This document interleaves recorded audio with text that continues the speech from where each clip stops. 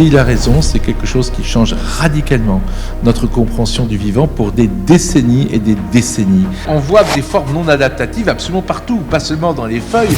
On le voit dans les pétales, par exemple, de marguerite. On voit que ces pétales de marguerite suivent des formes de Fibonacci. Pourquoi pas avoir 5 doigts et pas 6? Parce que c'était utile dans le passé à quelqu'un. Et ça, c'est le postulat de base sans lequel le darwinisme ne peut pas fonctionner.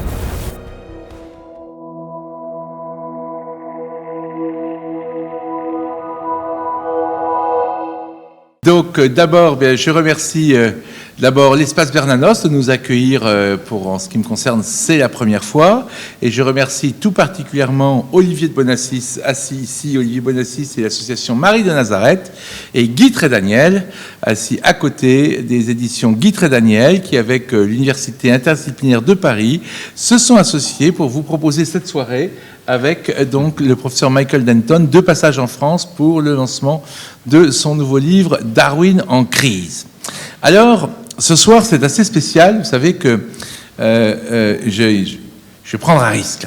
J'ai assisté une fois à une conférence de quelqu'un que je ne citerai pas par charité, mais Guy Trédaniel le connaît, il a même publié un de ses livres. C'est un prospectiviste, un poète, un artiste un peu foufou. Il a commencé par dire « Cette conférence va être la plus importante de votre vie ».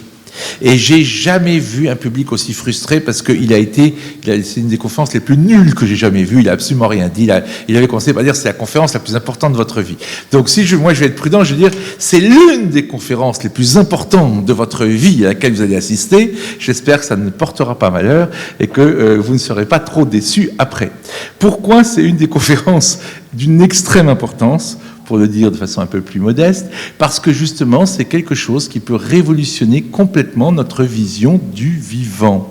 Et c'est aussi quelque chose qui a un énorme impact social, parce que depuis plus de 150 ans, notre vision de la vie des êtres vivants est basée sur la lutte pour l'existence, le struggle for life. Il y a des mutations au hasard, donc tout est au hasard, et après il y a de la sélection naturelle, donc tout est lutte pour la vie. Sélection naturelle plus lutte pour la vie. Et c'est quelque chose qui évidemment a d'énormes impacts théologiques, sociétaux et autres sur lesquels on ne va pas développer ici. Mais l'idée qu'une toute autre vision de la vie, presque je dirais opposée et scientifiquement rigoureuse est possible, est quelque chose d'une extrême importance. Et on va essayer de le comprendre ce soir. Nous sommes en petit comité ici, là, dans cette salle, mais c'est quelque chose de très important pour justement le futur. Si le docteur Denton a raison, il était au Maroc dans un colloque que j'ai organisé devant 1000 personnes. Vendredi dernier, il a parlé devant 1000 personnes et il disait que s'il a raison, c'est quelque chose qui change radicalement notre compréhension du vivant pour des décennies et des décennies. C'est quelque chose dont on comprendra sans doute l'importance peut-être dans 30, 40, 50, 60 ans, c'est de cet ordre-là. Donc voilà, c'est ça qu'on va essayer de vous présenter ce soir. Mike, you have the floor. I will translate you after each slide, so don't forget to stop. Je vais traduire après, non pas en consécutif pour gagner du temps, mais après chaque slide. Voilà, donc let's go. I think I'll get this right. Yeah. That's it, yeah. So, what I'm going to talk about today is the vision of the world of life that was held by most biologists before Darwin, and I call it the metaphor of the crystal. Before Darwin, many biologists, often termed today structuralists, saw organic forms as natural forms immanent in nature and determined, like atoms or crystals, by the laws of nature. Alors, ce qui est très important, ce qu'il vient de dire, c'est que voilà, la plupart des biologistes, avant Darwin, étaient évolutionnistes, pas des créationnistes, mais ils se basaient sur la métaphore du cristal. Vous voyez un cristal à l'écran, et ce cristal a 6 branches. Et si vous voyez une planche avec des dizaines de cristaux, ils auront tous des formes très très très différentes, mais ils auront tous 6 branches. Il y a une structure, et cette structure est immanente dans la nature, et les biologistes pensaient que les structures des êtres vivants étaient immanentes dans la nature, comme par exemple les atomes de la table de Mendeleïev que vous avez sur ce slide. The belief that organic forms are immanent in the fabric of things, like atoms and crystals, was the very zeitgeist of early 19th century biology. William Carpenter, one of Owen's contemporaries, believed that the laws that define the plan of creation were impressed on matter in the beginning to bring about the creation and succession of life. And another scholar, Russell, showed in his classic Form and Function that nearly every pre-Darwinian biologist, including such luminaries as Carl Ernst von Baer, Carl Gustav Karras, H.G. Bron, Theodor Schwann, and many others, after Darwin, particularly on the continent, believed life's overall order to be the result of lawful, if unidentified processes. Alors au début du 19e siècle, l'idée dominante en biologie, c'était que ces formes vivantes étaient inscrites dans les lois de la nature, comme les atomes et les cristaux, comme tu viens de vous le dire. C'était, pour reprendre un terme allemand de l'époque, le Zeitgeist, c'est-à-dire l'esprit du temps, hein, en biologie. C'était le paradigme dominant. William Carpenter, contemporain de Richard Owen, dont on parlera beaucoup. Richard Owen, c'est l'homme qui a défini le mot dinosaure, le premier en voyant que les dinosaures existaient, le premier à avoir compris que ce n'était pas des reptiles, c'était une classe à part, donc le plus grand paléontologiste de son temps. Eh bien, Carpenter pensait que les lois qui définissent le plan de la création avaient été inscrites dans la matière dès l'origine du monde afin de permettre l'apparition et la succession des formes de vie. Dans un ouvrage classique, Russell, qui s'appelle Formes et fonctions, a montré que presque tous les biologistes d'avant Darwin, y compris des figures majeures, Geoffroy Saint-Hilaire en France par exemple, eh bien, tous croyaient que l'ordre général du vivant résultait d'un processus qui était régi par des lois naturelles, même si ces lois étaient encore inconnues. So naturally, believing that organic forms were like atoms or crystals, pre-Darwinian biologists, or structuralists, if you want to call them that, were searching for the laws of biological form, analogous to the laws which determine inorganic forms. And according to Mary Windsor in her wonderful book, Starfish, Jellyfish, and the Order of Life, she says many biologists seem to feel, many 19th century biologists that is, they seem to feel that although their field was not yet as exact, coherent, and logical as Newtonian science, it had the potential of becoming so. The role of a biological scientist was to discover within the confusing diversity of living things the underlying order and lawfulness of things. That's the key idea. They were looking for natural law, for a natural order to account for the biological world. En fait, tous ces biologistes, ils se disaient, voilà, il y a des lois de la nature, les lois de la physique, les lois de la gravitation newtonienne qui font tomber les pommes sur le sol. Donc, il doit forcément y avoir des lois de la biologie. Il doit y avoir des lois fondamentales et le travail d'un biologiste, à l'époque, c'était d'aller à la découverte de ces fameuses lois fondamentales qui étaient inconnues et essayer de comprendre, donc, pour faire de la biologie une science plus sérieuse, une science comme la physique, par exemple. It is really extraordinary that to a modern 21st century audience, these ideas are very strange. But basically, and it's particularly extraordinary for me, that even Huxley, early in his career, before he became Darwin's bulldog, was looking for the laws determining biological forms. So he was looking at living things as part of the natural order, as immanent in the world order. And as Mary Windsor comments again, according to Huxley, he claimed that taxonomy seems to stand in the same relation to the true theory of animal form as Kepler's laws to the fundamental doctrine of astronomy. His comments underlie further that the core aim of early 19th century biology, and it is surprising, as I say, to us moderns to think of this, was to find lawful explanations of the biological realm. According to Huxley, he had not found the answer, biology's law of gravity, but he was searching in that lawful direction. Alors ça c'est très important, il dit ça peut paraître étonnant pour quelqu'un du 21e siècle ces idées-là, mais même Thomas Huxley, qu'on a appelé le bulldog de Darwin, c'est l'équivalent aujourd'hui de Richard Dawkins, vous savez, qui a écrit Pour en finir avec Dieu, L'horloger aveugle, etc. C'était le bulldog de Darwin. Eh bien, avant de rencontrer Darwin, il avait ces mêmes idées, c'est-à-dire ces idées que la taxonomie, la classification des êtres vivants pourrait effectivement être comme les lois de Kepler par rapport à l'astronomie. Et si on peut classer les êtres vivants, eh bien, ça a l'air de rien. Mais il y avait une école récente qu'on appelait les cladistes, et ça a fait scandale. Mike ne va pas en parler aujourd'hui, mais les cladistes, justement, c'était des gens qui classaient les êtres vivants de façon séparée, et si les êtres vivants sont classés de façon séparée, ça veut dire que eh bien, le passage de l'un à l'autre n'est pas graduel, n'est pas darwinien. Et donc, c'est quelque chose qui... La simple fait de classer Huxley disait « c'est une étape préliminaire vers une théorie plus profonde expliquant les formes ». Et donc, il cherchait lui aussi ces lois de la gravitation en biologie à l'époque, avant d'être le bulldog de Darwin. Another leading biologist of this era was Richard Owen, who was perhaps the leading English biologist in the time. Owen claimed in his concluding chapter of the Anatomy of Vertebrates, the path of evolution was preordained due to an innate tendency by which non-homogeneously created, generated by law, protozoan have risen to the higher forms. In saying this, what he's essentially saying is that evolution was driven by natural law, not natural selection. Donc voilà le fameux Richard Owen dont je vous ai parlé tout à l'heure, l'homme qui a aidé Darwin à classer ses fossiles, qui a inventé le mot dinosaure, et lui aussi était complètement dans une vision que je dirais, qu'on pourrait dire platonicienne, et il disait que l'évolution suivait une trajectoire préordonnée, due à une tendance interne. Et donc, il parlait de nomogénique, c'est-à-dire d'une génération des formes produites par les lois de la nature, depuis les protozoaires jusqu'aux formes les plus complexes. C'était la théorie de l'époque avant Darwin. Holding natural law as a major agency determining organic form and evolution, the metaphor of the crystal was popular among many leading biologists in the early 19th century.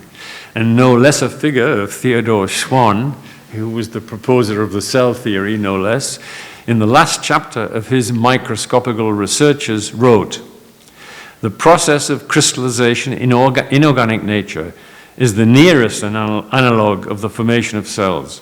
Should we not therefore be justified in putting forward the proposition that the formation of the elementary parts of organisms is nothing but a crystallization and the organism nothing but an aggregate of such crystals? If a number of crystals capable of imbibation are formed, they must combine according to certain laws so as to form a systematic whole similar to the organism." Now we'll find out later in this talk that what he says about cells being like crystals generated by natural law is proving amazingly prophetic. It's exactly what we're finding now. Yeah. Donc là, il cite un biologiste de 1847 qu'il dit que le processus de cristallisation dans la nature inorganique semble être l'analogie la plus proche avec la formation des cellules et qu'il allait même jusqu'à proposer que les éléments de base se forment comme des cristaux. C'est toujours la fameuse métaphore du cristal avec laquelle j'ai commencé. Et que l'organisme lui-même ne soit qu'un assemblage organisé de ces cristaux, de ces éléments de base produits par des formes fondamentales. Et donc, il disait qu'à partir de cela, selon certaines lois, on pouvait arriver à un organisme vivant. Et il dit que cette vision, qui vient de longuement développer en introduction, qui était la vision en 1847, c'est 3 ans avant la publication de l'origine des espèces de Darwin, que cette vision-là, aujourd'hui, c'était prophétique, parce qu'aujourd'hui, on va la retrouver, mais on va la retrouver avec tout l'apport et l'acquis de la connaissance 1 million de fois plus grande que nous avons de la biologie moderne. So basically, one thing we should recall about the pre-Darwinian structuralists like Owen, like Schwann, and like Huxley in his early days is that in fact nobody denied the existence of adaptations. And what Owen saw was that the organisms exhibited adaptations to serve particular functions. Richard Owen made this very clear in his classic On the Nature of Limbs, where he talks about the ground plan of the pentadactyl limb as the primal pattern, which he saw as being the product of natural law. We might think of them as preferred arrangements of matter or basins of attraction, and the special adaptations that the limbs exhibit being adaptive masks, grafted on the primal pattern. So Owen was not actually claiming that all aspects of our limbs came about by natural law, but only the basic ground plan on which all the various adaptations of our tetrapod limbs, bats, the wing of a bat, the digging arm of a mole, and so forth. All these different adaptations are based on an underlying primal pattern, the pentadactyl limb.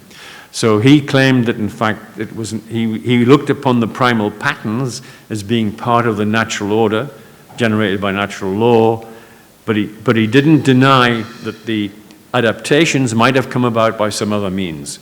So he's separating here, he's claiming the essence, the essential things, the primal patterns are the generated by natural law, and on top of that are grafted adaptations. Alors, deux choses très importantes ici. D'abord, évidemment, Richard Owen et tous ces gens-là ne niaient pas qu'il y avait des adaptations, ne niaient pas la sélection naturelle. Personne ne peut nier que la sélection naturelle peut être très importante dans certains cas. Mais il disait, et ça c'est très important, c'est un masque qui est collé sur une structure un peu comme les masques vénitiens, vous savez, de carnaval. Et ben ouais, il y a des masques qui font jouer des personnages très différents, mais derrière, il y a toujours la même personne qui peut changer de masque. Et l'ouvrage qui s'appelle Sur la nature des membres, c'est très important de regarder le slide que vous avez au-dessus de ma tête, parce que au-dessus, non, don't move.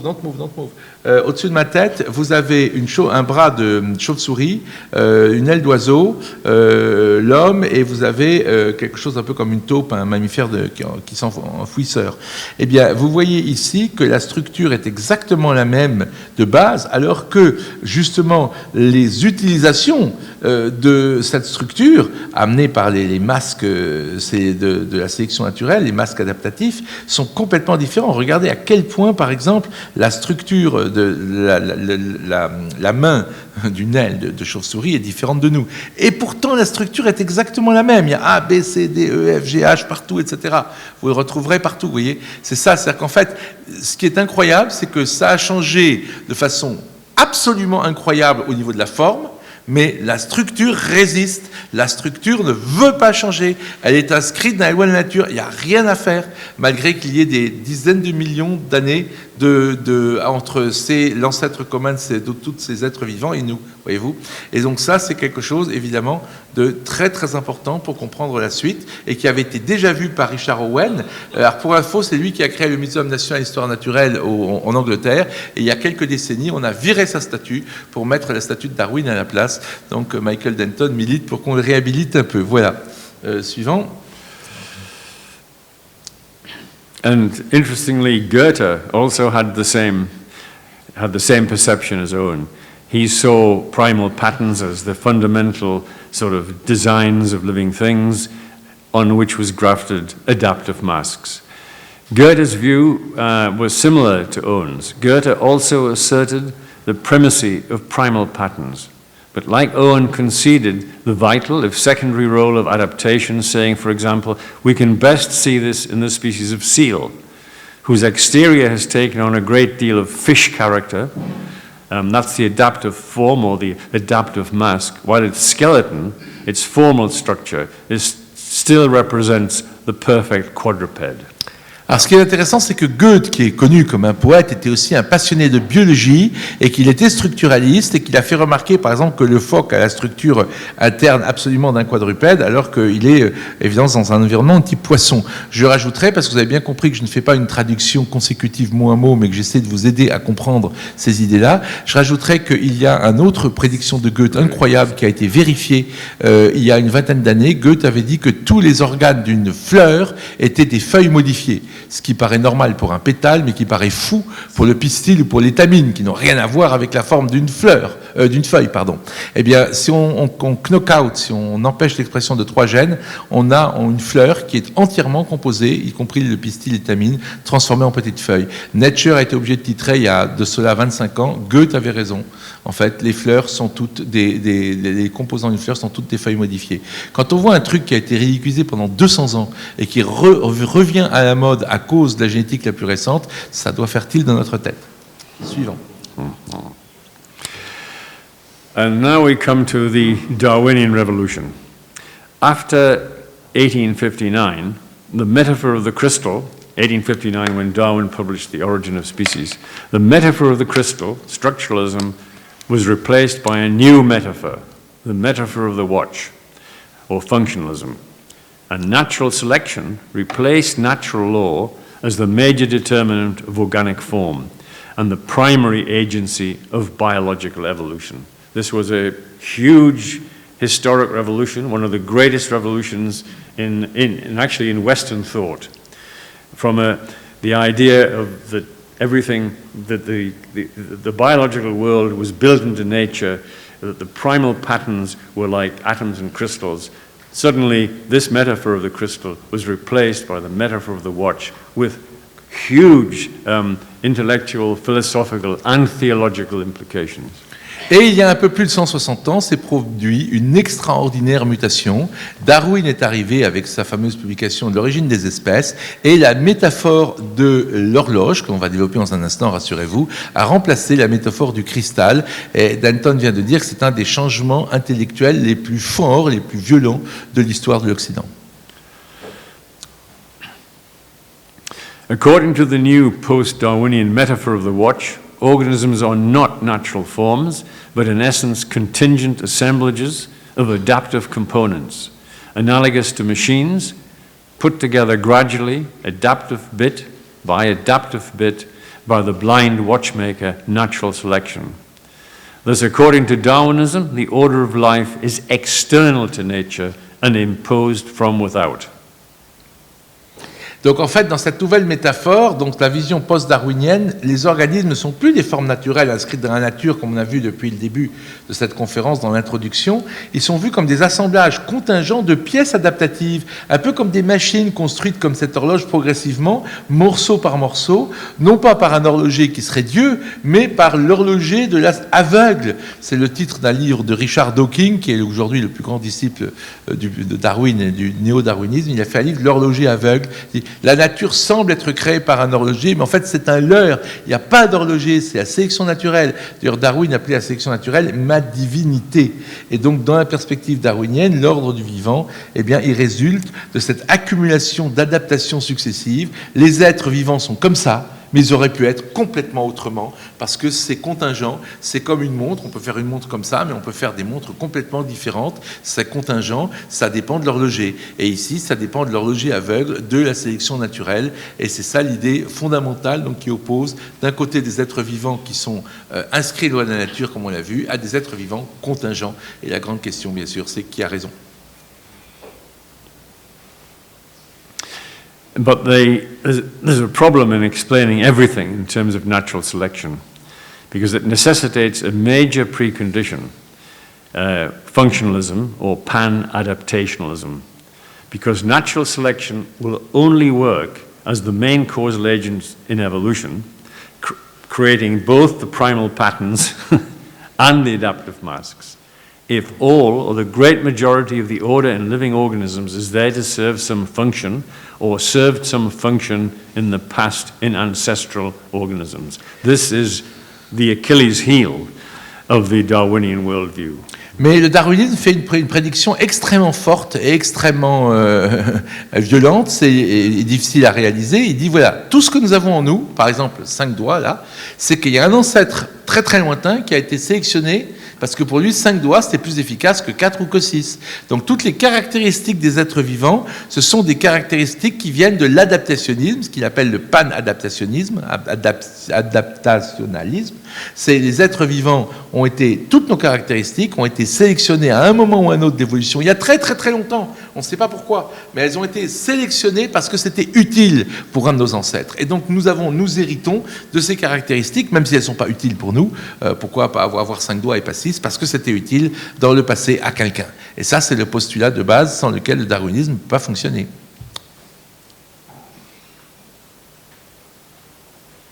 And so natural selection needs what you might call adaptive gradualism.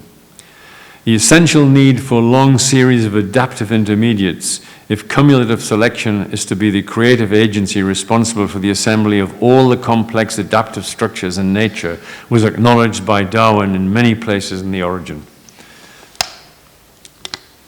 Alors ici, le point très important de ce que vous avez à l'écran, c'est les fameux pinsons des Galapagos qui ont été vraiment pour une révélation pour Darwin. Ces pinsons des Galapagos sont tous un tout petit peu différents les uns des autres et dérivent d'un ancêtre commun par la sélection naturelle. Pour certains, ils ont besoin d'un gros bec parce qu'il y a des grosses noix à casser sur l'île et d'autres, ils n'ont pas besoin d'un gros bec, par exemple. Et donc, en fait, Darwin explique que pour que sa théorie fonctionne, il faut effectivement qu'il y ait d'innombrables chaînons intermédiaires. Il faut qu'il y ait un gradualisme adaptatif, comme dans le cas des pinsons. Et dans le cas des pinsons, bien sûr, ça marche extrêmement bien. Mais ça reste quand même que des pinsons dans cette histoire. Darwin's commitment to the pan-adaptational functionalist assumption. It's amazing, this. It always amazes me when I read The Origin again. In The Origin, Darwin makes the following claim. It's one of the most unsupported claims in the history of science. We may conclude that the structure of every living creature either now is or was formerly of some direct or indirect use to its possessor. This is a statement without the slightest there's no hard evidence for believing this at all. It amazes me every time I read this, actually. Alors, ça c'est très important, c'est ce que je viens de vous dire avant, c'est-à-dire que Darwin affirme que toute structure dans chaque être vivant, quelle qu'elle soit, a été d'un intérêt direct ou indirect pour l'un de ses prédécesseurs. Et donc, Denton vient de dire que c'est l'affirmation non prouvée la plus forte de l'histoire de la science, parce qu'il n'y a absolument pas le moindre début d'évidence pour ça. C'est juste un postulat intellectuel qu'il a dit, voilà, pour que ma théorie soit vraie, il faut que tout ce que vous avez comme caractéristique ait été, comme je le disais tout à l'heure, sélectionné parce que c'était utile à un de vos ancêtres. In fact, Darwin need only look through the window at his residence in down house into the garden, and he could have seen immediately many abstract non-adaptational forms, botanical forms in his garden. I mean, this just shows you, you see a picture of a maple leaf, and you ask yourself, what function did the indentations or the pointed bits, ever form? It's impossible to imagine that every aspect of that leaf served some specific function. Nobody, by the way, has ever proposed that the various indentations and the form of this leaf did serve some particular function. So you can search the whole of botanical literature. Nobody can explain that what functions this sort of shape would serve. Il fait un peu d'humour, il dit « J'étais à la maison où Darwin a écrit son livre, il suffit de regarder par la fenêtre de là où Darwin a écrit son livre pour voir des dizaines de formes non adaptatives, comme par exemple cette feuille d'érable dont les contours sont absolument pas... Personne n'a même jamais eu l'idée de proposer la moindre début de théorie pour dire que c'était une forme adaptative qui avait une raison d'être parce que ça a été utile à une ancêtre, cette feuille. Go on. So there clearly are forms in nature which don't serve any function. The contrast between the beaks of the Galapagos finches, which clearly serve a particular function, and the abstract shapes of leaves is very striking. Alors là, c'est très intéressant parce que vous avez d'un côté les fameux pinsons des Galapagos qui effectivement sont tout à fait darwiniens et qui obéissent à un gradualisme adaptatif darwinien dont on voit très bien le genre, et puis des simples feuilles à côté qui effectivement n'obéissent pas du tout à ça et qui ne sont pas du tout là pour des raisons fonctionnalistes mais de structuralistes des lois de la nature. Et maintenant, on va commencer un grand chemin qui va partir des protéines qui ne sont pas en dessous les blocs de base des êtres vivants jusqu'aux cellules et jusqu'aux formes des êtres vivants, des plantes, des insectes, etc. On va faire un grand parcours pour montrer justement le caractère non adaptatif de toute une série de choses. So now let's jump from leaves in the garden down house into the cell. And let's consider first of all protein molecules. When the structure of protein molecules was first coming to light in the late 50s, early 60s, it appeared that they were just contingent assemblages of atoms. Donc au début, on pensait que les protéines, qu'il y a des milliards, des millions et des millions de façons de replier des protéines, on pensait que c'était juste un assemblage d'atomes complètement au hasard, que pouvait être n'importe comment. And even Perutz, one of the people who was involved in the X-ray crystallographic work that revealed the atomic structure of proteins, he commented perhaps the most remarkable feature of the molecules, he's thinking of the molecule myoglobin actually, or its complexity and its lack of symmetry. The arrangement seems to be almost totally lacking in any kind of regularities, which one instinctively anticipates, and it is more complicated than had been predicted by any theory of protein structure. Alors, par exemple, un grand biologiste de 1969, Max Perrus, disait vraiment, ces molécules, elles sont très complexes, il n'y a pas de symétrie, ça paraît complètement sans régularité, qu'on aurait pu imaginer, qu'on pourrait trouver. C'est beaucoup plus compliqué, c'était en 69, hein, que tout ce qu'on pourrait imaginer sur les protéines. Donc, ça semble être, excusez-moi le terme, un bordel complet, quoi. C'est vraiment, voilà. Ça, c'est en 69. Go on. But it turned out, as more and more protein structures were determined, it was found that, in fact, basically they weren't just contingent assemblages of atoms. They were assemblages of atoms which were determined by a set of rules.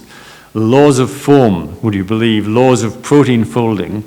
And some of the laws are sort of shown in these pictures. One of them is with alpha helices, which is one of the building blocks of proteins. There are constraints, biophysical constraints about how you fit them together. And these constraints limit the various protein folds made out of alpha helices. And there are also rules about another basic motif, that's the beta sheet. Beta sheets can only be assembled in certain ways. And so what these discoveries amount to is the discovery of, as it were, laws of protein form, which were analogous exactly to the sorts of laws that the 19th century biologists were looking for, but of course they didn't find them. But we found them in the 20th century.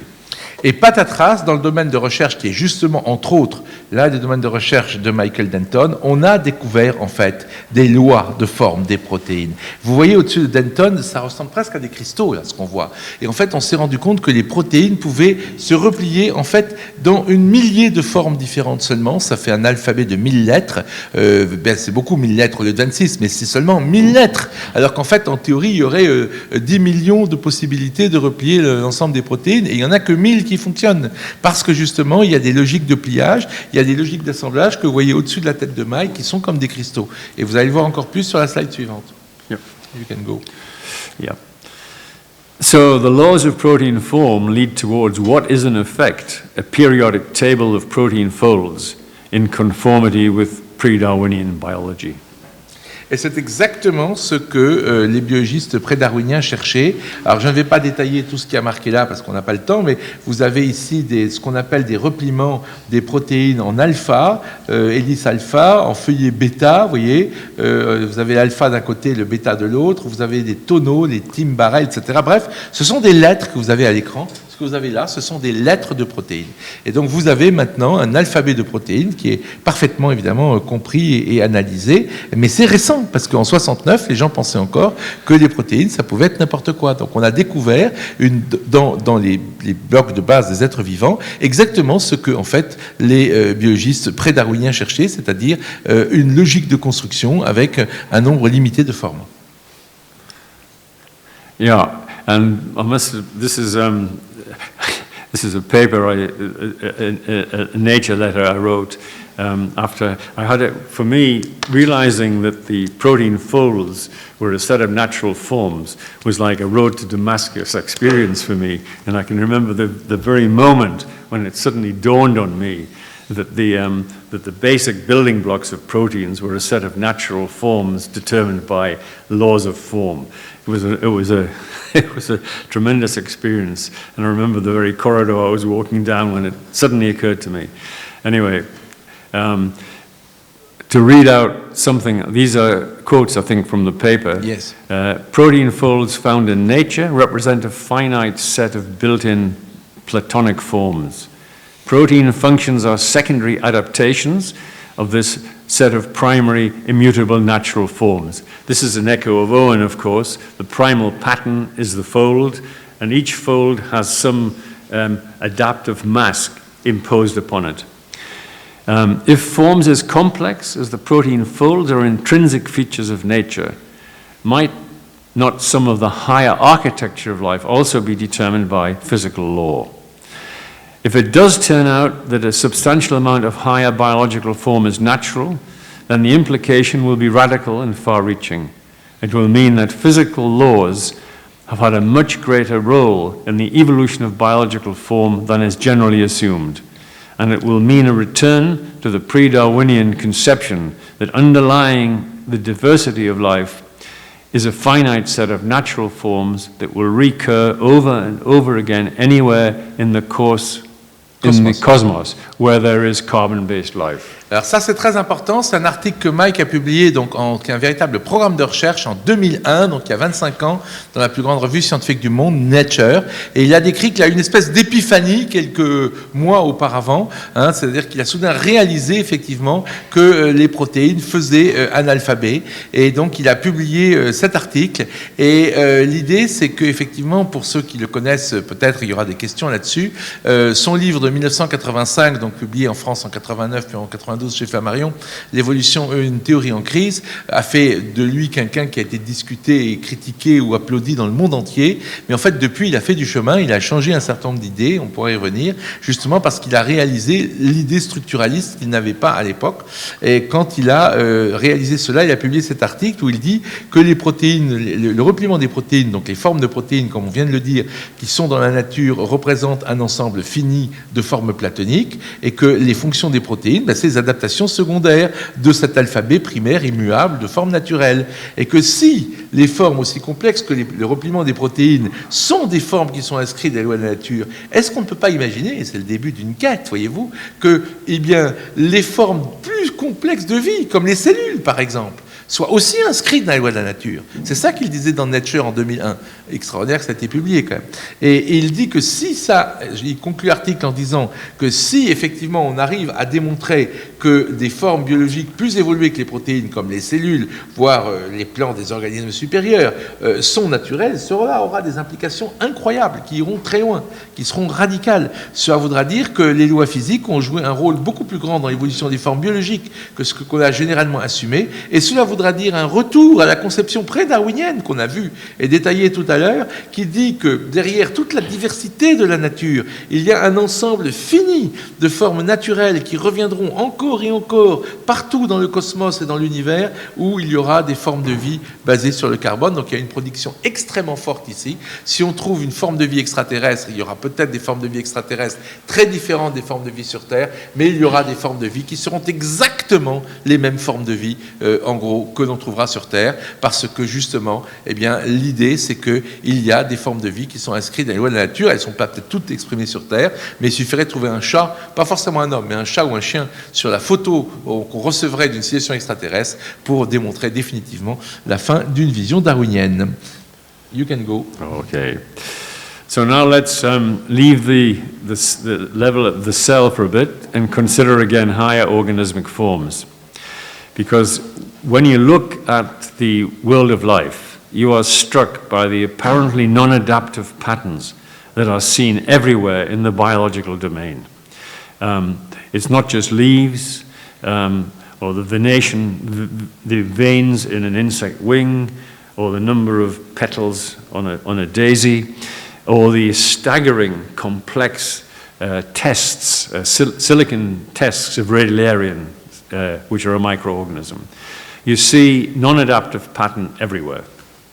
Donc en fait, on voit des formes non adaptatives absolument partout, pas seulement dans les feuilles. On le voit dans les pétales, par exemple, de marguerite. On voit que ces pétales de marguerite suivent des formes de Fibonacci. Et donc on voit qu'il y a, là on se pourrait citer Darcy Thompson, un très grand biologiste que Mike cite parfois du milieu du XXe siècle, qui était isolé dans un océan de darwinisme et qui avait montré que toute une série de formes biologiques sont issues d'une logique mathématique et pas du tout de l'adaptation. Et donc vous avez là des radiolaires qui sont des espèces de coquillages de petits êtres, et on va voir une vidéo maintenant avec la vidéo suivante pour vous montrer toutes ces formes magnifiques dont aucune, je vous promets, n'est adaptative. You can go. Yeah, just looking at the shapes of the radiolarian shells, you can see how difficult it would be to account for all those shapes in terms of some sort of adaptation.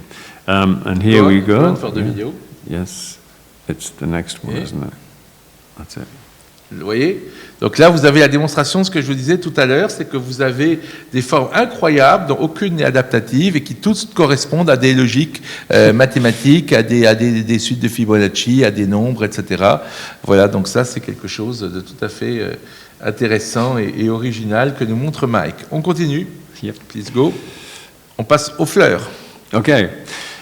Well, the non-adaptive patterns are not just restricted to microorganisms like radiolarian shells. Non-adaptive patterns are seen in the primal patterns or ground plans at an organismic level. The four worlds of the angiosperm flower is a classic example of a non-adaptive form of one of the major ground plans in nature. Donc là, effectivement, il dit qu'on peut trouver partout cette idée qu'il y a des plans de base. Les plans de base sur lesquels il y a ce fameux masque adaptatif darwinien qui vient arriver. Et donc, il dit qu'effectivement, la structure en quatre des fleurs angiospermes est un très très bon exemple, sachant que j'ai rajouté tout à l'heure l'exemple de Goethe qui avait prédit cette chose incroyable qu'en fait, il y a du structuralisme derrière toutes les fleurs avec l'idée, adding the fact from Goethe, Goethe, the famous paper from Meyerowitz, and Nature said that Goethe was right. Yeah. Goethe was right when he postulated that every part of a flower is a leaf. That's structuralism. I just explained this to the audience. That's perfect. Great. Yes. Yeah. Thank you. So you can go.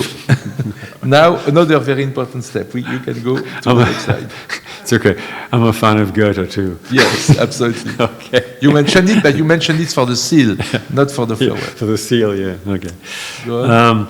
And once again, to go back to Owen's pentadactyl limb, the ground plan of the tetrapod limb shows no evidence that it ever served particular adaptations.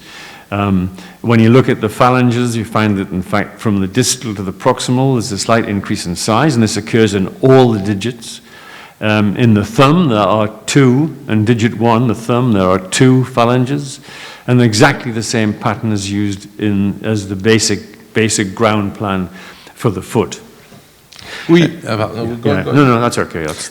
C'est très important selon Mike ce schéma parce que c'est vraiment une chose qui prouve le structuralisme dans le sens que les membres antérieurs et postérieurs des vertébrés, dont les nôtres, c'est-à-dire les bras et les jambes, dérivent en fait des nageoires antérieures et postérieures des poissons qui sont totalement différentes. Et là, vous avez une structure qui s'est installée, qui est complètement, vous voyez, au tendon près. Les traits rouges, c'est des tendons. J'ai demandé à Mike, c'est quoi les traits rouges? Vous voyez, il y a même les tendons sont positionnés pareil, etc. Et bien sûr, vous avez le même nombre d'os dans votre poignet que dans votre cheville, ce qui est là aussi un structuralisme assez étonnant. Yeah.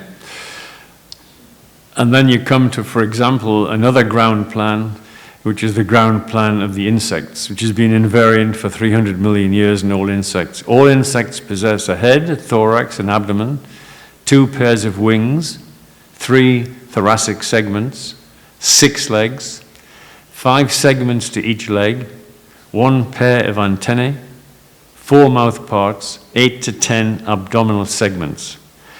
Nobody has ever explained what particular adaptations these aspects of the insect body plan can satisfy.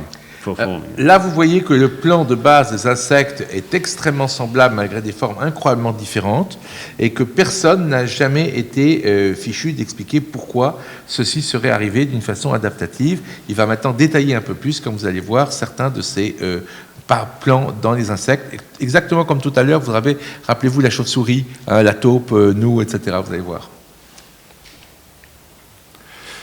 And what applies to the overall ground plan of the insect also applies to the ground plan of the insect limb. What you have is an unchanged design consisting of 5 parts, coxa, trochanter, femur, tibia, and tarsus, modified in extraordinarily different ways to serve all sorts of different adaptive ends. Alors ça, c'est des pattes d'insectes. A, c'est pour courir très vite. B, c'est pour sauter. C, c'est pour creuser. D, c'est pour attraper. E aussi. F, c'est pour creuser et marcher. G, c'est pour creuser aussi. H, c'est pour attraper les femelles pour se reproduire. Bon, eh bien, vous voyez qu'à chaque fois, vous avez des parties qui sont totalement différentes en forme, mais vous avez la partie rouge, la partie orange, la partie jaune, la partie verte, la partie noire, absolument partout. Là, la sélection naturelle ne peut rien faire contre la structure de base de la nature, absolument rien. C'est ça qui est incroyable. Elle ne peut rien faire. C'est des 300 millions d'années, là. On parle de 300 millions d'années d'évolution sur... non, ça ne change pas. Il n'y a rien à faire, oui. Et ça, c'est quelque chose qui est complètement négligé par toute la vision biologique actuelle. La preuve est là. C'est pas difficile. C'est même pas de la génétique de base. On a la preuve sous les yeux. Yeah. Go on. So it's easy to imagine the functions of the adaptive masks, but the underlying primal patterns has never been reduced to any form of adaptive explanation. The same applies to the mouth parts of insects. All insects' mouths are made out of 4 basic components. Alors c'est exactement la même chose pour maintenant. Là, on a pris la patte des insectes. Maintenant, on regarde la bouche des insectes, que ce soit effectivement une mouche, que ce soit un papillon, que ce soit un moustique, etc. Bah, à chaque fois, vous retrouvez le même truc. Les parties en bleu, en vert, en jaune, en rouge sont toujours présentes partout, même si c'est complètement différent. C'est évidemment quelque chose qui, donc, la structure générale ne peut absolument pas s'expliquer pour des raisons adaptatives, même si on voit magnifiquement les masques adaptatifs que la sélection naturelle a mis pour que différentes espèces fonctionnent de façon complètement différente, mais on retrouve la structure derrière à chaque fois sur ce slide, comme sur le précédent et comme sur celui des membres des vertébrés de tout à l'heure. So the essence of the last few slides is that there's not the slightest evidence that any of the basic primal patterns, the underlying ground plans between in insects, invertebrates and so forth, ever served any particular adaptive function. And hence it's extremely difficult to imagine how they could have come about by natural selection. Donc la preuve de ce que prouve tout ce qu'on vient de voir, c'est que justement les plans de base, que ce soit des insectes, que ce soit des vertébrés terrestres, eh bien ces plans de base, c'est extrêmement difficile de prétendre qu'ils sont d'origine adaptative et que effectivement, s'ils ne sont pas d'origine adaptative, eh bien effectivement, c'est qu'il y a une structure derrière et que cette structure est plus fondamentale que l'adaptation. As Stephen Jay Gould mentioned, he said the evolutionary biology has been severely hampered by a speculative style of argument, tries to construct adaptive explanations for why this bone looked like that or why this creature lived here. These speculations have been charitably called scenarios. They are often more contemptuously and rightly labeled stories, or just so stories, if they rely on the fallacious assumption that everything exists for a purpose.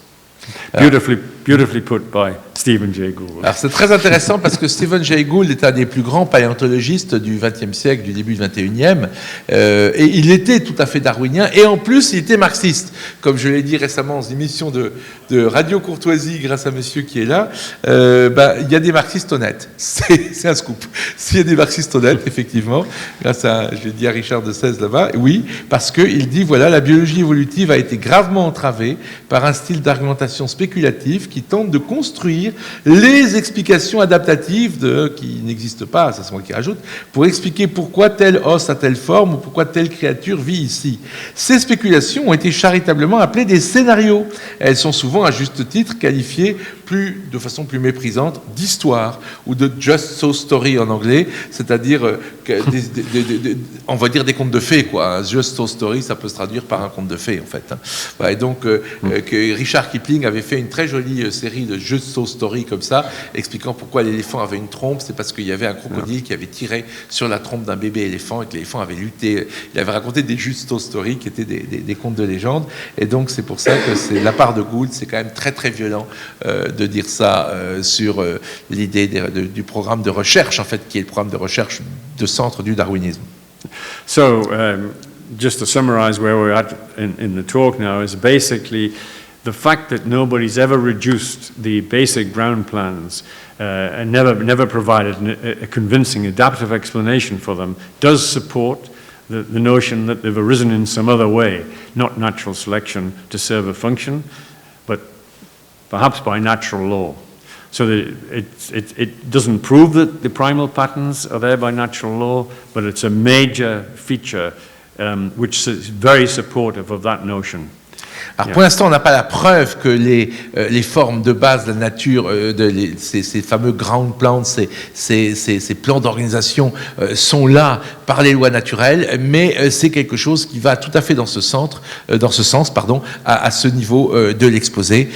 Donc nous avons montré qu'effectivement, il y avait une forte possibilité de cela, même s'il a l'honnêteté de dire que bien sûr, ce n'est pas, on ne peut pas considérer que c'est prouvé. Et on continue. But recently there's been some new evidence relating to this basic question. It's called the robustness of the primal patterns. The primal patterns are in many instances, and this is really extraordinary, more invariant than the developmental genetic programs that generate them. This is referred to in the biological literature at the moment as developmental drift. Alors là, c'est quelque chose de très important. Il nous dit que oui, en fait, il y a, depuis quelques années, il y a des preuves supplémentaires. Jusqu'ici, on n'a pas encore de preuves, mais il y a des indices supplémentaires, peut-être pas des preuves définitives, de ce qu'il avance avec la robustesse, en fait, des grands types d'organisation. Le fait que ces plans d'organisation, le fait que ces structures de base, en fait, elles sont beaucoup plus invariants que l'on imagine. Et cette idée qu'il y a une invariance, on appelle ça la dérive du développement en français. An extraordinary example of this is two ways to make a beetle. Basically, in the development of beetles, which are of course, a particular order of insects, the segmentation pattern is generated in two different ways. In one way, the segments are budded off sequentially in time, but in the other way, the entire pattern of segmentation is laid down simultaneously in the embryo. The end is exactly the same. It's as if, in fact, the ground plan here is acting as a greater general, as a basin of attraction or a strange attractor, and that in fact matter is being drawn towards a particular end. And this is not just people like myself sort of saying, well, this supports some form of structuralism. In the literature, the question of the forms must have some must be in some sense preferred arrangements of matter is now a common one in modern literature. Yeah. Là, par exemple, on peut montrer que des mouches, des coléoptères sont obtenus de deux façons proches, sont obtenus de deux façons complètement différentes par le développement. Donc en fait, c'est pas un schéma génétique derrière qui génère le truc, c'est vraiment quelque chose d'autre qui fait qu'il y a une canalisation du développement pour arriver au même résultat, mais par des voies différentes, un peu comme on dit tous les chemins mènent à Rome, là, tous les chemins mènent à la mouche drosophile.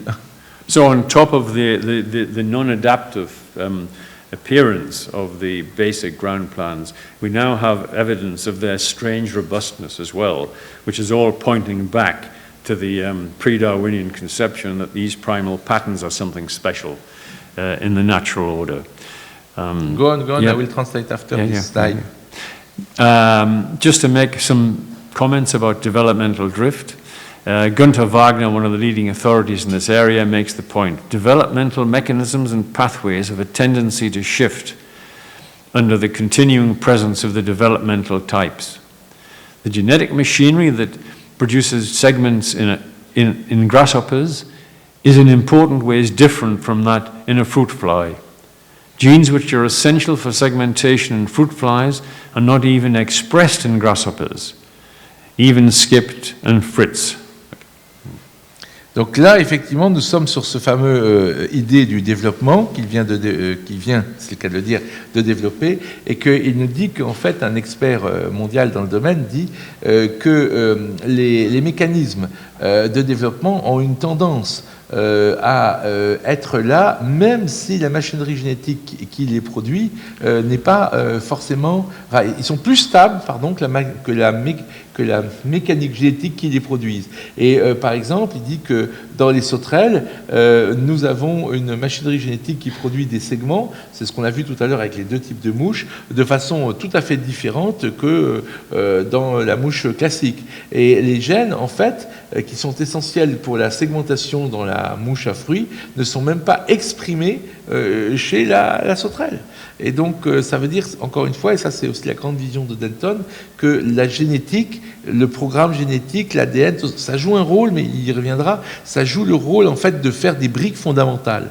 Mais la maison, l'architecte, n'a rien à voir avec le programme génétique. Et ça, c'est quelque chose de complètement révolutionnaire pour beaucoup de gens. L'architecte, la maison, c'est pas dans notre ADN. Ce que l'ADN fait, c'est les pierres fondamentales qui après vont être empilées par autre chose. So just summarizing some of the things we've said, as far as the ground plans are concerned, or Owen's primal patterns, the ground plans still appear to be abstract, non-adaptive patterns. No genetic programs specifying the ground plans in detail have ever come to light. And we're witnessing now the end of the dominant 20th century genetic paradigm. There is also to be considered developmental drift, which indicates a strange robustness of these ground plans. Overall, the accumulating evidence is certainly consistent with there being in some sense natural forms or emergence generated by the self-organizing of biomatter as pre-Darwinian biologists believed. Donc on arrive déjà à une première conclusion essentielle sur ces fameux plans d'organisation. Comme je vous le disais à l'instant, avec un peu d'avance, les plans d'organisation fondamentaux semblent toujours être des modèles abstraits qui ne sont pas directement adaptatifs. Aucun programme génétique, c'est ce que je disais à l'instant, aucun programme génétique, je souligne, décrivant en détail ces plans fondamentaux n'a jamais été identifié. Aucun programme génétique, selon Michael Denton, n'a jamais été identifié pour définir les plans d'organisation de l'ensemble des êtres vivants, où que ce soit. Certains y voient le signe de la fin du paradigme génétique dominant au XXe siècle. On parle ici de dérive développementale, le Developmental Drift dont il a parlé, et de robustesse des formes. Pourquoi les formes sont robustes? Je vous les montrais, enfin il vous l'a montré, avec les insectes, avec la moue, avec les pieds, les membres des insectes, avec la bouche des insectes. C'est parce que ça résiste complètement. La nature, l'évolution ne peut rien faire contre un truc qui est inscrit dans la nature. Les formes générales restent stables, même si les mécanismes génétiques sous-jacents changent. C'est ce que disait le truc précédent de Gunther Wagner, que j'ai mal traduit. C'est ça. Même si les mécanismes génétiques changent, les formes sont les mêmes. Ça, c'est vrai. Intellectuellement, c'est très satisfaisant. Vous comprenez, c'est énorme. Dans l'ensemble, ces données seraient compatibles avec l'idée que les formes sont d'une certaine manière des formes naturelles émergentes. Vous voyez, il est prudent. Il dit c'est compatible, c'est pas prouvé, générées spontanément par l'auto-organisation de la manière biologique, comme le pensaient les biologistes pré-darwiniens. On est déjà à une première forme de conclusion, mais on est aux 2/3 du topo. Il en reste encore un petit tiers. Mike, go on. Yeah, okay.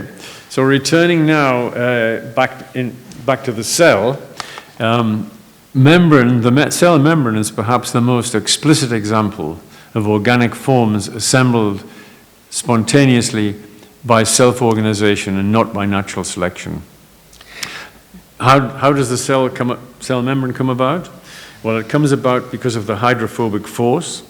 That forces the lipid elements in the membrane out of the aqueous phase to form a membrane surrounding the cell. So it's spontaneous self-organization of matter, generating one of the most important forms in the biological world. And you can see here, first of all, that just shows you the formula of a phospholipid, which is the major components of the membrane. And this shows you a lysosome, a micelle, and a bilayer sheet, which is the same as the membrane. Yeah.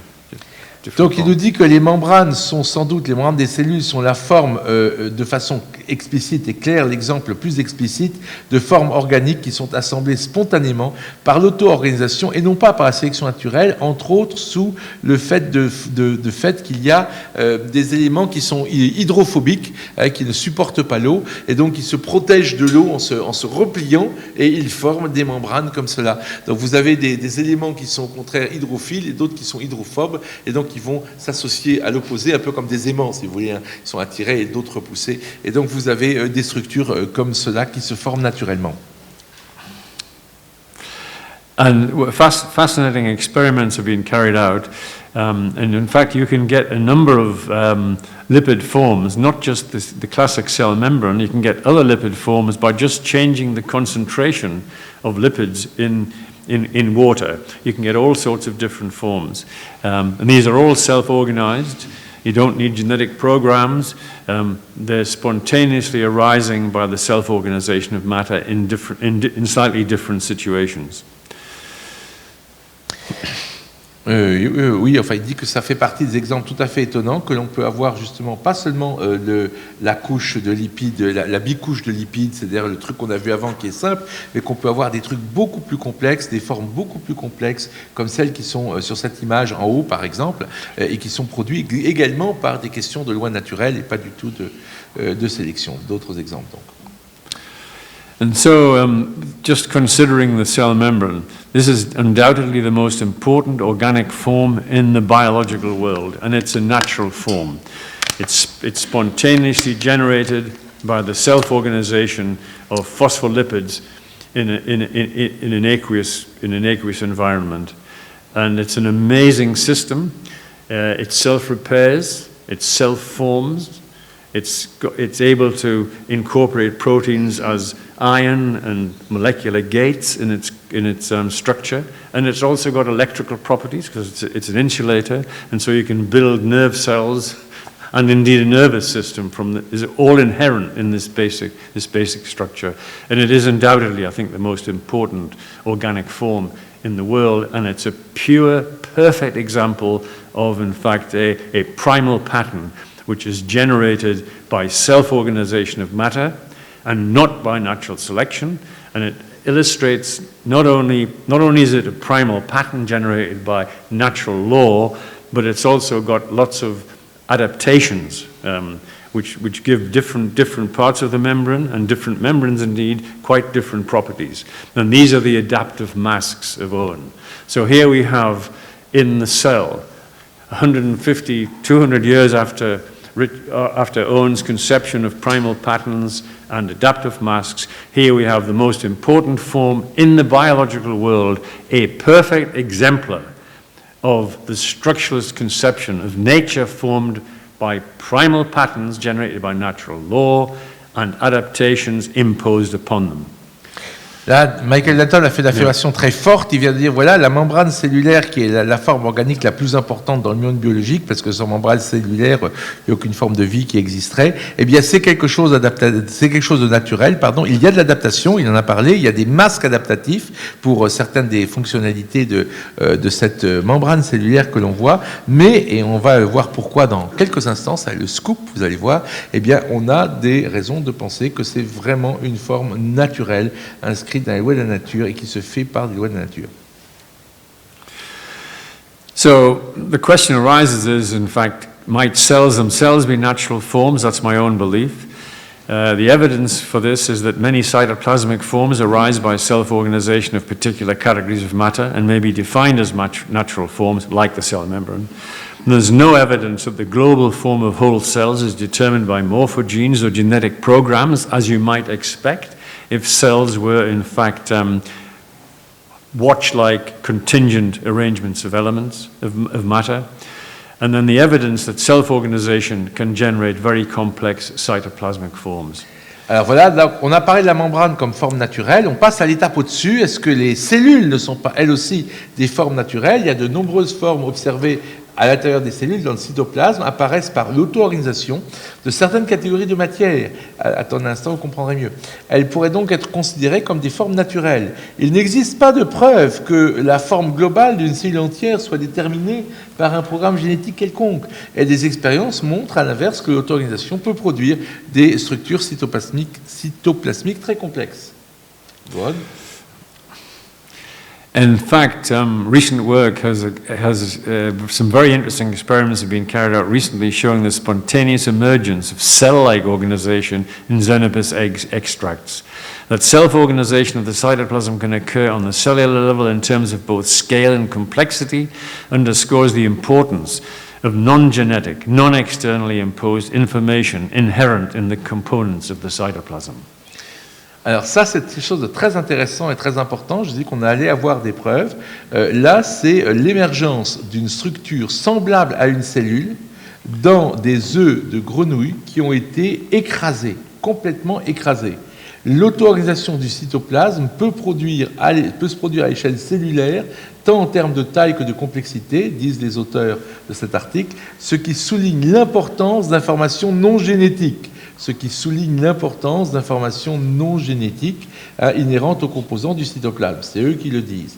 Alors, autrement dit, certaines structures cellulaires pourraient émerger spontanément des propriétés physiques et chimiques de la matière vivante, sans plan génétique imposé de l'extérieur. C'est ce qu'on va voir maintenant dans une petite vidéo de quelques secondes. Le début, ça va très vite. C'est en fait, vous avez un truc plat, c'est les œufs sont complètement écrasés. C'est une omelette, c'est un brouillage complet, vous voyez.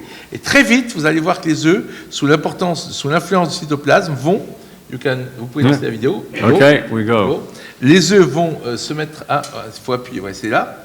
C'est parti. Voilà, regardez. Là, vous avez déjà des membranes qui sont réapparues. Vous avez c'était une omelette, Olivier, il n'y avait plus rien. Les membranes sont réapparues. Vous avez les noyaux au centre, c'est les points blancs. Vous avez les lignes en rouge là, qui apparaissent, vous voyez.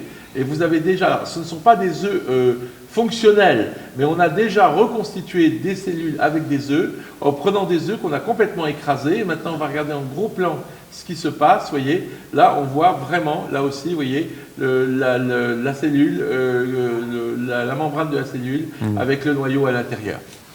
C'est une expérience de 2020, donc assez récente, faite par l'université de Stanford et publiée dans la grande revue Science. Et la vidéo qu'on vient de vous présenter a été trouvée par mon épouse Dania King il y a quelques jours sur Internet. Je la remercie au passage. You can go. Okay. So basically, the previous slide shows just how amazing the self-organization of the cytoplasm can be. And this shows you some microtubular forms which arise spontaneously in the cell. As you can see them there, they're quite different. Slightly change the proportion of different components and you get different self-organized forms. But the actual forms themselves are arising by the self-organization of matter. Donc là aussi, il y a en fait dans la cellule ce qu'on appelle des microtubules, et ces formes sont aussi des formes naturelles auto-organisées. C'est issu d'un papier de Éric Karsenty, cette image précédente là.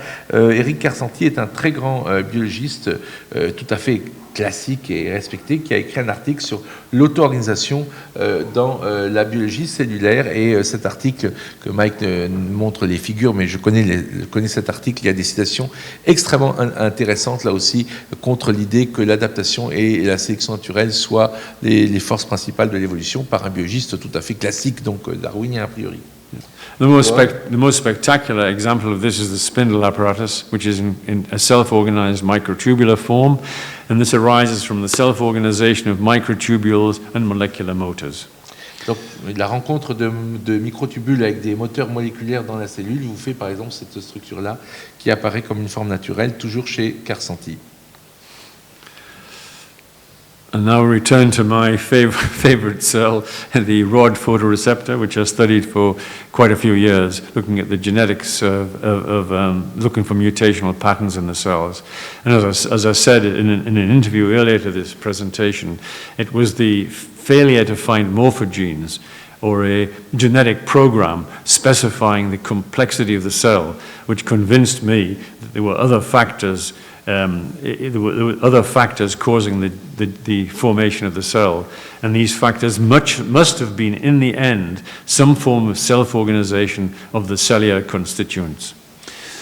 Là, à l'écran, vous avez les deux grands domaines de recherche de Michael Denton. Vous avez la cellule, les globules rouges, les cellules sanguines sur lesquelles il a fait sa thèse au King's College de Londres, il y a déjà longtemps.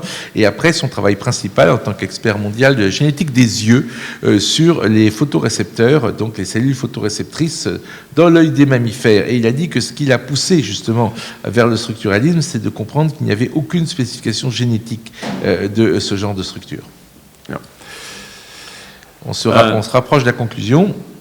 And today there's quite a few leading biologists who also are ascribing to structuralism and the idea that natural law, self-organization plays a big role in the generation of organic forms. One guy is Stuart Alan Kaufman. Should I just go on to the next ones? Yeah? I translate. Yeah. Kaufman dit « J'ai osé suggérer qu'une grande partie de l'ordre observé chez les organismes est précisément l'ordre spontané des systèmes dont nous sommes constitués. Un tel ordre possède beauté et élégance, projetant sur la biologie une image de permanence et de loi sous-jacente. » Donc vous voyez là, on a cité Gould, on a cité Karsenty, on a cité Wagner, des grands biologistes, mais on va citer maintenant des biologistes qui sont encore plus structuralistes et qui sont des biologistes actuellement vivants, en tout cas pour deux des trois qu'il va citer là, Stuart Kaufman, que j'ai d'ailleurs la chance de connaître personnellement, vous parle de la permanence et de la loi sous-jacente. C'est la même chose que la robustesse. On y va. Yeah. And Kaufman had a beautiful phrase which wonderfully sums up the way that order arises in natural, in self-organization. Order for free. Yeah. L'ordre, en fait, c'est de l'ordre gratuit. On a l'ordre gratuit parce qu'on ne sait pas d'où il vient, en fait. Il est inscrit à la loi de la nature. Voilà. Et maintenant, Stuart Newman, un autre Stuart. Order like magic, order but free. Okay, and another leading advocate of structuralism today is Stuart Newman. In a recent paper, he shows how basic physical processes, including cohesion, viscoelasticity, diffusions, spatiotemporal heterogeneity based on lateral inhibition and multi-stable and oscillatory dynamics, work together to mold cell masses into only those morphologies which are characteristic of chemically and mechanically excitable mesoscopic materials, i.e. hollow, multi-layered, elongated, segmented, and branched forms. But these are in fact the common morphological motifs of all metazoan body plans and organic forms. Bon, là, ça devient un peu technique, mais en fait, ce qu'il veut dire, c'est que les grandes formes du vivant pourraient découler en partie des propriétés physiques générales de la matière organisée. Hein. C'est l'idée générale que l'on développe, simplement, il le dit de façon assez technique en parlant de points assez particuliers de différents matériaux, etc. On continue avec Brian Goodwin. Okay, and another recent structuralist was Brian Goodwin, who, like many 19th century biologists, is looking for a logical and rational taxonomy of forms based on their generative dynamics. This would give us, within a small corner of taxonomy, a theory of biological forms whose equivalent in physics is the periodic table of elements.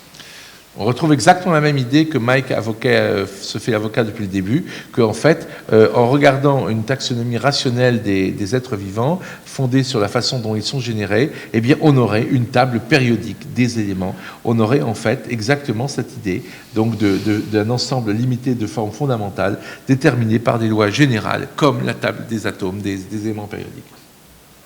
Now turning to another area, we turn to the extraordinary fitness of nature for life on Earth. I'll just go on. Maintenant, on va changer et on va faire le lien entre tout ce qu'on a vu en biologie et ce qui existe avant la biologie, l'astrophysique, par exemple, un sujet dont ont très bien parlé, je dis au passage, mon ami Olivier Bonassis et Michel-Yves Bolloré dans leur livre « Dieu et la science des preuves », que beaucoup d'entre eux connaissent, mais ils n'avaient pas parlé d'évolution. Et là, vous allez voir, il va faire le lien. The extraordinary fitness of nature on life on Earth is really something amazing.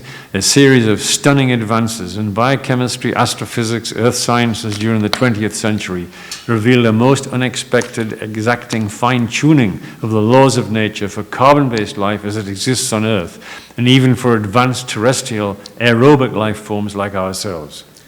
Donc là, nous sommes en plein dans la question de ce qu'on appelle le fine-tuning, en français l'ajustement fin des constantes fondamentales. On parle aussi de principe anthropique, à ne pas confondre avec l'entropie EN, mais de anthropos, l'homme, hein, anthropique, l'anthropos, l'être humain. Pourquoi? Parce qu'il faut un réglage extrêmement précis des liaisons hydrogènes, des résonances nucléaires pour former, sinon par exemple il y aurait un monde où il n'y aurait que du carbone, ou un monde où il n'y aurait que de l'oxygène, etc. Encore une fois, ça c'est très bien décrit dans le duel sciences d'épreuve. Et donc tout ça pour dire qu'effectivement, ces avancées majeures en biochimie, surtout en physique, en astrophysique, ont mis en évidence un ajustement très précis de toutes ces constantes qui permettent l'existence d'une vie fondée sur le carbone. Sans tout cela, il n'y aurait absolument rien. Et donc on se pose la question de pourquoi y a-t-il ce fameux réglage? Fred Hoyle made the following comments. If he wanted to produce carbon and oxygen in roughly equal quantities by stellar nucleosynthesis, you would have to fix the nuclear resonances levels of C12 and O16. And your fixing would have to be just about exactly where these levels are found to be. A common sense interpretation of the facts suggests that a super intellect has monkeyed with physics, as well as chemistry and biology, and that there are no blind forces worth speaking about in nature. Alors ça, c'est extrêmement intéressant parce que cet homme, Fred Hoyle, était un athée extrêmement militant et c'est lui, tenez-vous bien, qui a inventé le terme Big Bang. Quand l'abbé Georges Lemaître, qui avait le défaut d'être prêtre catholique, donc Einstein au début qui critiquait le Big Bang, lui avait dit en le rencontrant, c'est une physique de curé, votre physique là, voilà, eh bien Lemaître qui a eu raison contre Einstein en parlant de l'expansion de l'univers, quand Fred Hoyle l'a vu arriver un jour dans un colloque, il a dit « Ha ha, that's the Big Bang man » pour se moquer de lui. Voilà, ça c'est le mec du Big Bang. Eh bien Fred Hoyle lui-même a découvert cette résonance dont je vous parlais entre le carbone 12 et l'hydrogène 16, et il explique qu'en fait, s'il n'y avait pas un truc incroyablement précis qui laisse à penser que l'interprétation de bon sens serait de dire qu'une super intelligence a manipulé la physique et la chimie ainsi que la biologie, et que donc il ne peut pas exister de force aveugle digne de ce nom dans la nature, c'est ce qu'il a constaté quand il a vu découvert ce réglage grâce auquel nous pouvons être dans un monde où il y a à la fois du carbone et de l'oxygène. Il a écrit ça donc en 1981, donc vous voyez vers la fin de sa vie, ce qui montre qu'il a beaucoup évolué depuis l'époque où il a se moqué de Lemaître dans les années 50. And Hoyle is not alone. Davis recently made the comment, recent discoveries about the primeval cosmos oblige us to accept that the expanding universe has been set up in its motion with a cooperation of astonishing precision. The impression of design is overwhelming. And he's talking about design for life in this text, actually. Et là, donc Paul Davis, qui est aussi un grand cosmologiste, a dit les découvertes récentes concernant le cosmos primitif nous obligent à reconnaître que l'univers en expansion a été lancé dans son mouvement par une coordination d'une précision stupéfiante, d'une précision stupéfiante, et que l'impression d'un plan intentionnel est écrasante quand on regarde cela. And there's obviously a strange in contradiction between the sort of Darwinian claims and the claims of the astrophysicists. Like, for instance, Jacques Monod said, chance alone is at the source of every innovation, of all creation in the biosphere. Pure chance, absolutely free but blind, at the very root of the stupendous edifice of evolution. Contrast that with Hoyle. The facts suggest that a super intellect has monkeyed with physics, as well as chemistry and biology, and that there are no blind forces about in nature. Et donc là, il y a vraiment une contradiction énorme entre un darwinien très classique comme le célèbre Jacques Monod, athée extrêmement bien connu, qui disait que dans le hasard, il nécessité que le hasard seul est à la source de toute innovation, de toute création dans la biosphère. Le pur hasard, absolument libre mais aveugle, est à la racine même de l'extraordinaire édifice de l'évolution.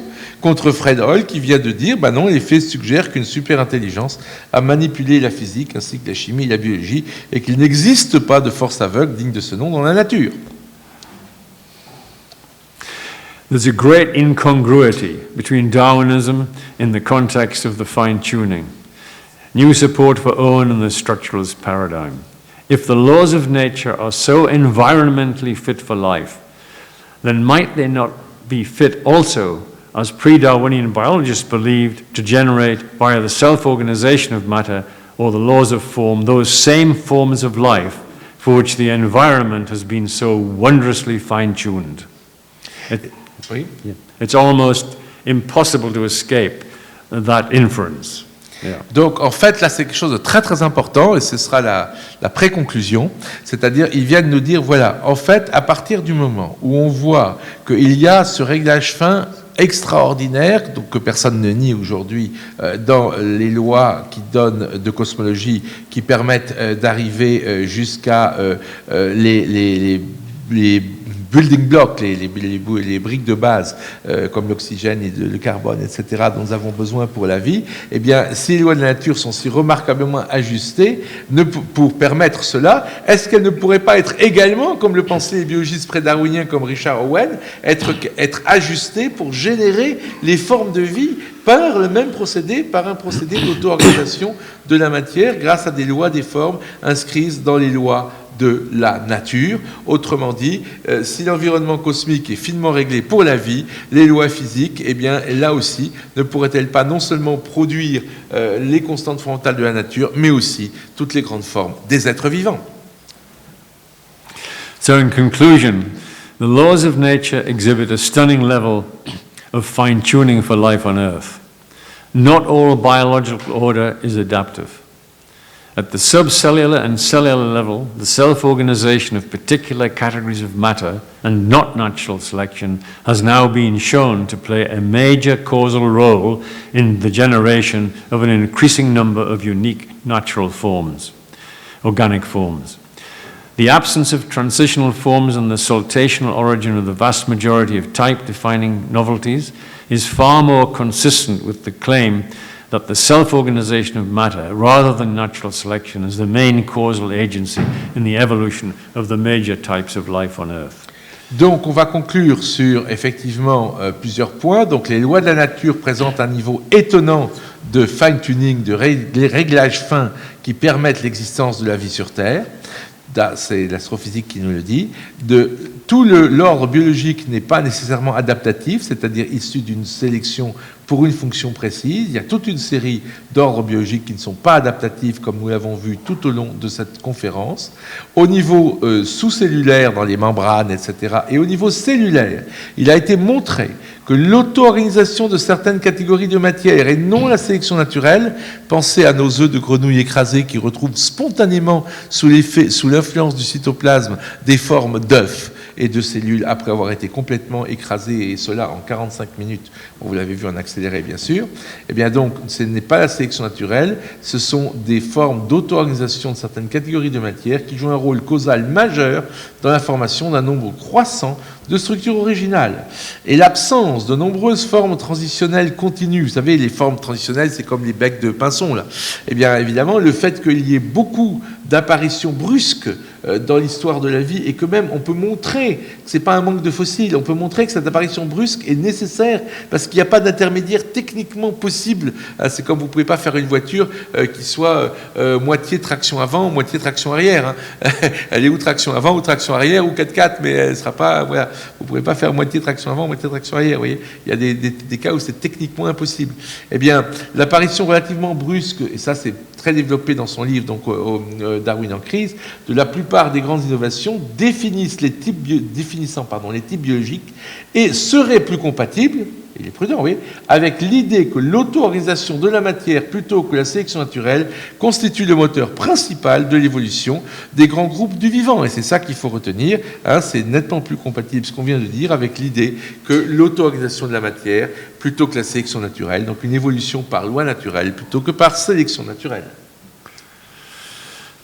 So in concluding, biology is moving back, and particularly at the cellular level, from the metaphor of the watch to the metaphor of the crystal, to the concepts of pre-Darwinian biology, to a new post-gene-centric self-organizational paradigm. The overall picture is consistent with the notion that the basic forms of life on Earth were built into the fabric of the world from the moment of creation, that we were meant to be. Donc, dans cette perspective, et là, c'est vraiment, on est dans le fondamental, je vous l'avais promis, la biologie serait en train de passer à nouveau 2 siècles après, 160 ans après, de la métaphore de la montre qui a régné pendant 160 ans presque sans partage, Les organismes sont vus comme des machines assemblées progressivement, comme des bagnoles dans une chaîne de montage, voyez-vous, par la sélection naturelle, hein, des bagnoles de plus en plus perfectionnées. On pourrait imaginer que c'est une sélection naturelle qui joue et qu'elles sont assemblées dans une chaîne de montage. Voilà. Eh bien, on repasse donc vers la métaphore du cristal, où les formes résultent des lois internes de la matière. Cela reviendrait à renouer avec certains concepts de la biologie pré-darwinienne dans un nouveau paradigme centré du vivant, un nouveau paradigme du vivant centré non plus exclusivement sur les gènes, mais sur l'auto-organisation. L'image d'ensemble que nous donne cette nouvelle vision alors serait cohérente avec l'idée que les formes fondamentales de la vie étaient inscrites dans la structure même du monde dès l'origine, depuis le Big Bang, et je dirais même avant le Big Bang, et que notre existence faisait donc partie, notre existence, entre autres, comme tout le reste, d'un plan initial. And finally summarizing things, the evidence that natural law has played a significant role in evolution implies that the fine-tuning of the cosmos for life discovered by the physicists extends to biological forms. And this implies we are an immanent part of the natural order and in the mind of God at the moment of creation. We are the creation of the divine mind and not the outcome of chance. Alors, si on va dans ce sens-là, les lois naturelles ont effectivement joué un rôle majeur dans l'évolution. Alors, le réglage fin du cosmos découvert par les physiciens pourrait, comme on l'a dit, s'étendre aussi aux formes biologiques. Cela impliquerait que nous faisons partie intégrante de l'ordre naturel dès le commencement, que nous sommes pour les croyants présents dans l'esprit de Dieu au moment de la création, et nous serions alors le produit d'une intelligence divine plutôt que le simple résultat du hasard. Merci Mike.